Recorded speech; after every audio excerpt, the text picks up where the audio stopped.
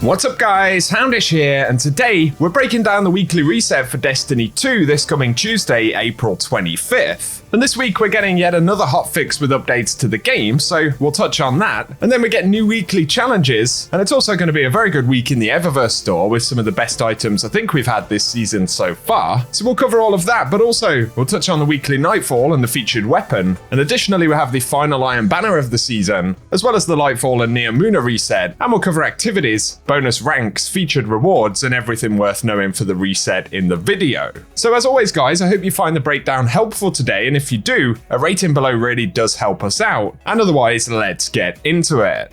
One of the first things to mention for this week is that we are going to see another hotfix for the game, so this will be hotfix 7051, and there will be some background maintenance for it in the next 24 hours. But presumably that hotfix will drop later in the week. Typically, they drop on Thursdays, so looks like we will be getting a few more fixes and changes for the game a little bit later in the week. The next thing we should mention though is that we are going to see the return of the Iron Banner for the very final time in the season this week. So if you're working on the title or unlocking any of the rewards, this is going to be the final opportunity to do so before season 21. And Bungie have said that we will see Iron Banner Fortress return for this final event of the season. So that should be an interesting one, and let us know down below if you plan to jump into the Iron Banner this week. But additionally, Lorchax will feature Clash and Mayhem in the Crucible as well. Up next though, let's cover the weekly challenges. And for week 9 initially, we're going to see Legendary Defiance. To complete Defiance Battlegrounds on Legend difficulty, that requires 2 completions. Then there is Favored Warrior to earn Favors of Justice, Grace, and Zeal in Season of Defiance activities, with bonus progress awarded for favors earned during activities on Legend difficulty, which is followed by Defiance Specialist to defeat combatants with precision final blows in season activities, and we get bonus progress for using Defiance weapons, and these are Perpetualis, Prodigal Return, Regnant,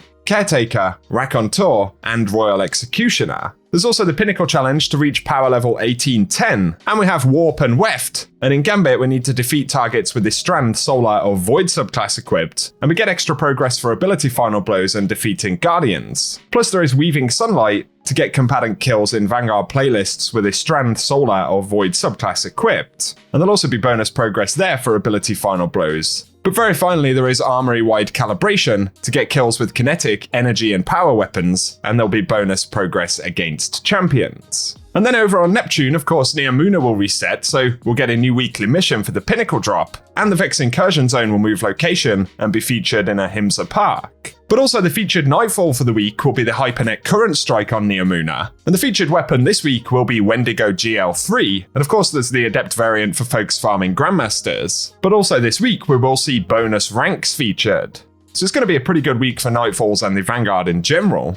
Then on to the featured endgame activities for the week. The Raid and Dungeon featured will include the Deepstone Crypt, as well as the Shattered Throne in the Dreaming City, and as always, both of these drop their unique items with updated power relevancy. And that does finally take us to the Eververse inventory for the week. So, in terms of items featured for Bright Dust, initially, we'll get the Flamenco Dance Legendary emote, which will be available for 700 Bright Dust. And we'll also get the ornament for Limonarch from Season of the Seraph, which is Calyptra, and that one will be 1250 Bright Dust.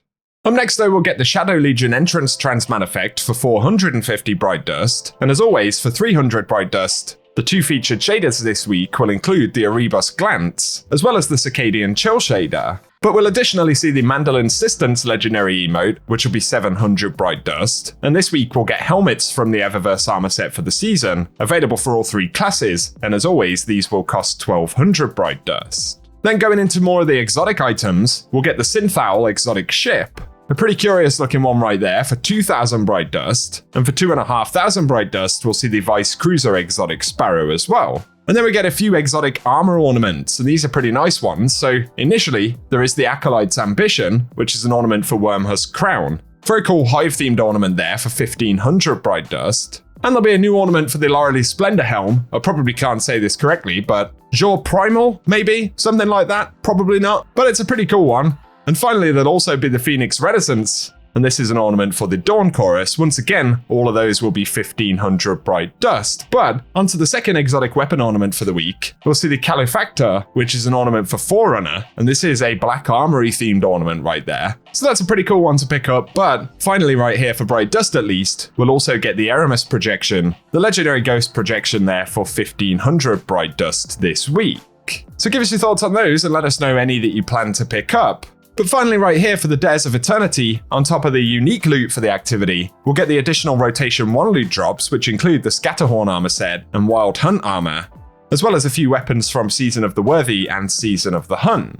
Also for featured Lost Sectors this week, for April 25th, we'll get the Hydroponics Delta on Neptune, and that'll be dropping exotic chest pieces. Then for April 26th, we'll see the Gilded Precept dropping exotic helmets, before moving over to Excavation Site on April 27th, dropping exotic legs. That'll be followed by Skydock dropping exotic gauntlets on April 28th, and the Quarry dropping exotic chest pieces once again on April 29th. But for April 30th, we'll see Aphelion's Rest dropping exotic helmets, and finally for May 1st, it'll be Chamber of Starlight dropping exotic legs.